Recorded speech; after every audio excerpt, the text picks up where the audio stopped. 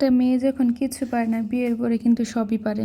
আমি কিছুই পারতাম না, কিন্তু এখন আল্লাহ দিলে সবই পারি। এই যে আজকে আমি পোলাও রান্না করতেছি, এই পোলাওটা আমার শাশুড়ির কাছ থেকে শিখেছি। শাশুড়ি মা আমার কাছে বেড়াতে আসছিল, তো পোলাও কেমনে রান্না করবো জিজ্ঞাসা করলাম, বললো এমনি এমনি রান্না করো। এই শিখে গেলাম। এখন আমি মোটামুটি সব পারি। এখন আমার বিয়ে হয়েছে, মা হয়েছি, এখন কি না পারলে হয়। একটু খাসির মাংস ছিল, আমি আলু দিয়ে রান্না করে নিচ্ছি। আমার ছেলে আলু পছন্দ করে, আমার হাজব্যান্ড অনেক পছন্দ করে আলু। গোস্ত না হলেও চলবে, আলু তাদের লাগবেই। আমি 1 বাটি চাউল নিয়েছি, সাথে 2 বাটি পানি নিয়েছি। আমি বাটি দিয়ে মেপে নিই, তাহলে সুবিধা হয়। ফুটা না ফুটা নিয়ে কোনো চিন্তা থাকে না। আসলে সবই পারে।